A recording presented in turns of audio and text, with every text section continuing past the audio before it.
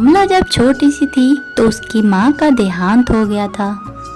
कमला की छोटी सी बहन थी, वह उसकी माँ की तरह परवरिश करती थी और कमला के पिता बहुत बीमार रहते थे। वह कुछ काम नहीं करते थे और घर पर ही देखभाल करते थे। कमला ने कभी अपनी बहन को अपनी माँ की कमी महसूस नहीं होने दी। इसी चक्कर में उसे ज़्यादा बोलने की बीमारी हो गई। अरे कहाँ जा रही हो तुम चुन्नू मुन्नू सी जरा सी लड़की, मेरी बात नहीं सुनती हो? टाइम से हर काम नहीं करती हो? कितनी बार समझाऊं मैं तुम्हें? टाइम से स्कूल जाया करो, टाइम से स्कूल से वापस आया करो। मैं इतना नहीं समझा सकती तुमको। चलो स्कूल के लिए लेट हो रहा है, चलो जल्दी जल्दी चलो। कमला उसे रोज स्कूल छोड़ने जाती, रोज उसको स्कूल से वापस लाती और उनके लिए खाना बनाती। कमला की जिंदगी इन्हीं सब कामों में रह गई थी और उसे पर फिर भी अच्छा लगता था उन सब की देखभाल करना। एक दिन बगल वाली आंटी आती है। वह पड़ोसन उसके पिता से बात करती है, कमला के लिए एक रिश्ता आया है, अगर आप चाहो तो मैं बात आगे बढ़ाऊं। अरे वाह, रिश्ता? हाँ, उम्र तो हो चुकी है अब उसकी, कब तक वो बेचारी हमारी देखभाल करती रहेगी। अब उसकी शादी तो करनी ही है। पर भाई साहब, आपको तो पता है आपकी कमला कितना बोलती है। उसके बोलने वाली बीमारी को लेकर उसके ससुराल वाले पक्का ऑप्शन उठाएंगे। अरे बहन जी, वह तो आपको भी मालूम है किस चक्कर में उसे इतना बोलना पड़ता है, नहीं तो छोटे बच्चे आजकल कहाँ मानते हैं। आपकी बात तो सही है भाई साहब। अब आप बताइए, मैं बात आगे बढ़ाऊं या नहीं बढ़ाऊं? आप आगे बढ़ाइए बात, बाकी हम देख लेंगे। तो ऐसे ही कमला की शादी की बात चलती है और एक दिन लड़के वाले घर आते हैं। अरे लड़की को बुलाइए, हम भी तो देखें हमारी होने वाली बहू कैसी दिखती है। तो लड़की तो आती है, पर उनको क्या पता था कमला कितना कम बोलती है। तो उनके आते ही कमला का पटर पटर शुरू हो गया था।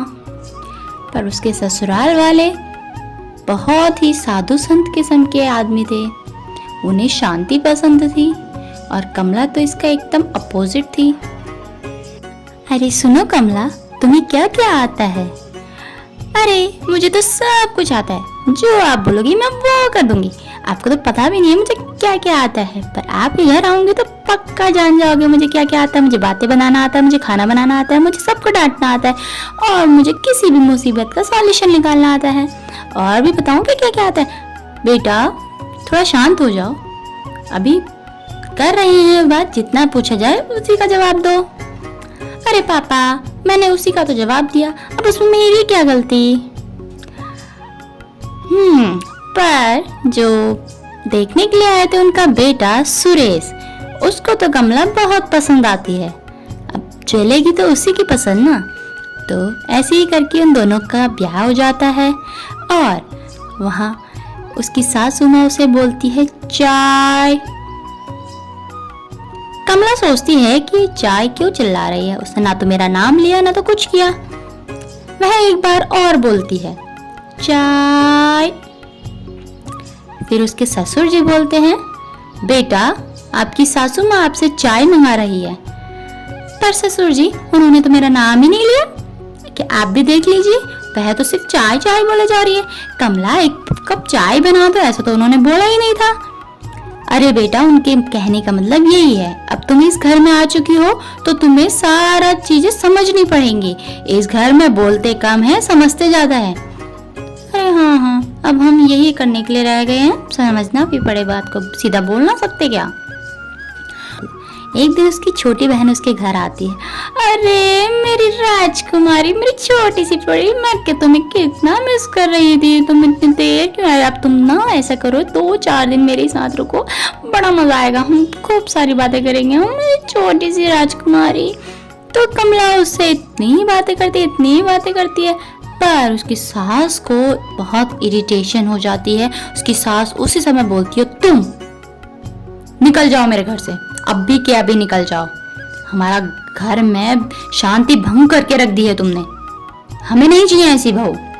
अब क्या करे, कमला अपनी छोटी बहन को लेके अपने मायके चली आती है, पर उसके मायके पहुंचते ही सुरेश आ जाता है उसे लेने के लिए। कमला, मुझे पता है मेरे घर वाले थोड़े ऑकवर्ड है, पर उनको शांति से बहुत प्यार है। अब पर मुझे तुमसे बहुत प्यार है, मैं तुम्हारे बिना नहीं रह सकता हूँ, प्लीज चलो मेरे साथ। तो ऐसे ही उसके साथ उसके पापा भी आते हैं। उसके पापा उसकी सास को समझाते हैं, देखिए बचपन में ही इसकी माँ चली गई थी, इसने छोटे बच्चों को, मुझे, पूरे घर को संभाल के रखा। अब ऐसे में थोड़ा तो माँ की आदतें इसके अंदर आ चुकी है। अब वह चिल्लाएगी नहीं तो क्या करेगी, बचपन से उसे आदत पड़ी हुई है, थोड़ा तो आप भी समझिए। उसके पापा के कहने पे उसकी सास को रियलाइज होता है कि उसने बहुत बड़ी गलती की। वह भी बोलती है, मुझे माफ़ कीजिएगा, मैंने आपकी बेटी को समझने में थोड़ी भूल कर दी, जिसने ज़िंदगी के इतने कम समय में ज़िंदगी की इतनी बड़ी लड़ाई लड़ी हो, उसके लिए तो बोलना जाहिर है। अब से मैं भी बोलूँगी और खूब सारा बोलूँगी, और आपकी बेटी भी बोलेगी, इस घर में सभी लोग बोलेंगे। तो ऐसे ही इस कहानी की हैप्पी एंडिंग होती है। अगली कहानी के साथ फिर मिलते हैं, तब तक के लिए बाय बाय।